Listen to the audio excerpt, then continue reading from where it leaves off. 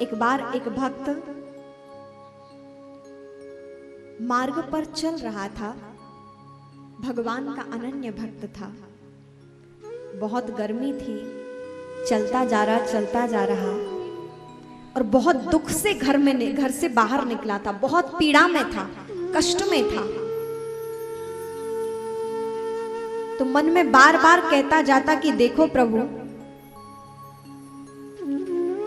मैं कितनी तुम्हारी भक्ति करता हूं और आज इतने कष्ट में हूं। सुबह से निकला हूं, ये दोपहर हो गई और अभी भी उसी कष्ट में चलता जा रहा हूं। लेकिन एक उसके जीवन में विचित्र घटना क्या घटी कि वो कहता भगवान से उस दिन कि हे नाथ, रोज तो जब मैं मार्ग पे चलता था तो मुझे 4 कदम दिखाई देते थे, 2 मेरे और 2 आपके। आप हमेशा अंग संग रहा करते थे मेरे, और मैं अनुभव करता था जैसे आप मेरे साथ चल रहे हैं। 2 कदम मेरे और 2 कदम आपके, 2 चरण आपके भी दिखाई दिया करते थे। लेकिन आज प्रभु मैं सुबह से इतनी विपत्ति में हूं, इतना घोर कष्ट सहन कर रहा हूं और आज केवल 2 कदम दिखाई दे रहे हैं और 2 कदम गायब है। क्या प्रभु कष्ट में आप मुझे छोड़कर चले गए? और मैं आपका इतना अनन्य भक्त, इतनी निष्ठा रखने वाला, मैं तो केवल आपके ही आधार पर जीवित हूं।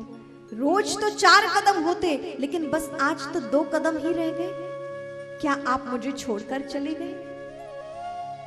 तभी साक्षात भगवान प्रकट हुए और कहा, अरे पगले, जरा नीचे देख, वो 2 कदम तेरे नहीं, 2 कदम वो मेरे हैं और मैंने तो तुझे गोद में उठा रखा है। वो 2 कदम तेरे नहीं, अपितु वो मेरे हैं और मैंने इस कष्ट में तुझे गोद में उठा रखा है। तू मानसिक पीड़ा प्राप्त कर रहा है कि मैं तेरे साथ नहीं हूं, जरा नीचे देख, वो कदम मेरे हैं और तू मेरी गोद में है। भगवान आज भी सहायक हैं, भगवान आज भी हमारे अंग संग रहने वाले हैं। बस ये है अनुभव जिसको हो जाए, और अनुभव उसको होता है जो प्रभु से अनन्यता से जुड़ा हुआ होता है, जो प्रभु से अनन्य प्रेम रखता है। उसी प्रेम और निष्ठा और विश्वास के बल पे तो मीराबाई ने जहर पी लिया था, और जहर पीकर व्यक्ति तड़पता है, मचलता है, पीड़ा होती है, लेकिन मीराबाई उस जहर को भी पीकर नाच उठी थी। ये क्या था? ये विश्वास था कि मेरे गिरधर मेरी रक्षा करेंगे, और वो जहर भी क्या बन गया? अमृत में परिवर्तित हो गया। ये विश्वास और ये निष्ठा है। आज कोई एक बूंद भी कड़वी, जहर तो क्या, कड़वी भी दवाई पी ले तो उद्विग्न हो जाता है, लेकिन मीराबाई वो ऐसा विष पी गई, लेकिन विश्वास परमात्मा के चरणों में कि मेरा बाल भी बांका नहीं होगा, मेरे गिरधर मुझे संभालेंगे, और कहते हैं वो अमृत में परिवर्तित हो गया। ये विश्वास की बात है। जिसके जीवन में प्रभु के चरणों में अनन्य विश्वास है, उसके जीवन में उसे क्या नहीं मिलता है। बात विश्वास की है। विज्ञान कहता है कि पहले इस्तेमाल करो फिर विश्वास करो, पहले इस्तेमाल करो और फिर विश्वास करो। बागड़ी जी, घड़ी का पाउडर आता है, उसमें क्या लिखा होता है? पहले इस्तेमाल करिए फिर विश्वास करिए। मतलब आप पहले हमारी वस्तु का परीक्षण कर लीजिए, आपको विश्वास हो जाए तो फिर आप इसे लीजिए। लेकिन विज्ञान तो ऐसा कर सकता है, लेकिन आध्यात्म पथ ऐसा नहीं है। बिल्कुल इससे विपरीत है कि पहले आप विश्वास कीजिए और फिर आप चमत्कार देखिए, फिर आप इसकी प्रगाढ़ता देखिए, फिर आप इसकी महिमा देखिए। पहले आपको विश्वास करना होगा।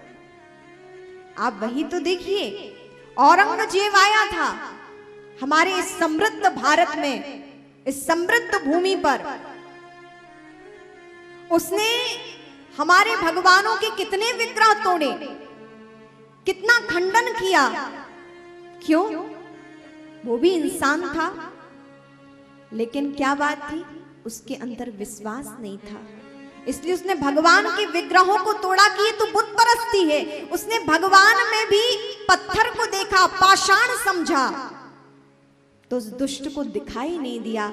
परमात्मा में भी उसने पाषाण देखा, पत्थर देखा और मूर्तियों को खंडन किया है, खंडित किया है।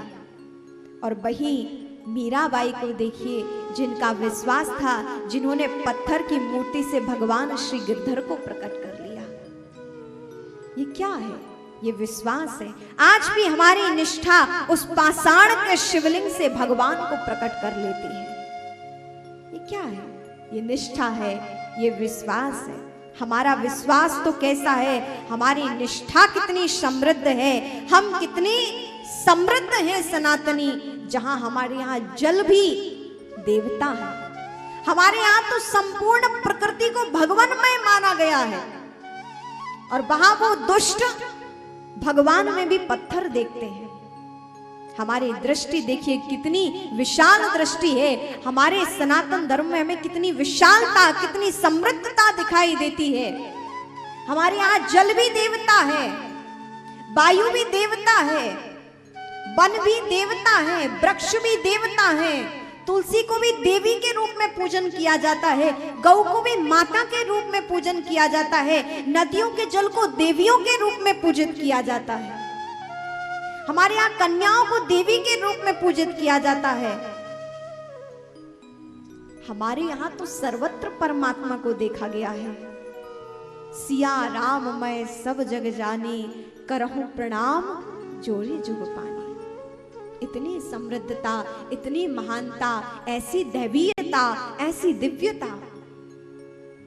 उस दुष्ट ने भगवान में भी पाषाण को देखा, और देवी मीराबाई ने उस पाषाण की मूर्ति से भी भगवान को प्रकट कर लिया।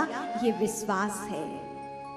और उसी विश्वास से नरसिंह जी के जीवन में भी जितने भी कष्ट आए हैं, प्रभु कष्ट तो आए हैं, लेकिन ये प्रारब्ध वशीभूत आए हैं। भगवान कहते हैं मैं तुम्हारे लिए नहीं हूं, मैं तुम्हारे लिए नहीं हूं, मैं तुम्हारे साथ हूं। भगवान अर्जुन के लिए नहीं थे। भगवान ने कहा हे अर्जुन, लड़ना तो तुम्हें ही पड़ेगा, मैं तुम्हारे लिए नहीं हूं, मैं तुम्हारे साथ हूं। मैं तुम्हारी ओर से युद्ध नहीं करूंगा, युद्ध तुम्हें ही करना पड़ेगा, लेकिन उस युद्ध को करने के लिए सामर्थ्य मैं तुम्हें प्रदान करूंगा। भगवान को हम ये सोचे कि हाँ आकर आप हमारे दुख दूर कर दीजिए, कष्ट दूर कर दीजिए, तो ये भगवान का कार्य नहीं है। हमारे जीवन में सुख दुख आना ये हमारे प्रारब्ध और कर्म का फल है। एक तंत्र है जिसका सब एक नियम है, विधि है, विधान है कि क्या किसके कार्य क्षेत्र में है। परमात्मा ने भी एक संपूर्ण तंत्र बनाया है। लेकिन प्रभु क्या करते हैं? प्रभु हमारे लिए नहीं, अपितु हमारे साथ हैं। उस दुख में भी खड़े रहने की सामर्थ्य में परमात्मा प्रदान करते हैं। और ये परमात्मा की कृपा हम आप सब यहाँ प्राप्त करने के लिए बैठे हैं। जिसको भी अपने जीवन में परमात्मा की प्राप्ति चाहिए, जो भी आध्यात्म पथ पर चलना चाहता है, उसे भगवत भक्तों के चरित्र अवश्य श्रवण करना चाहिए।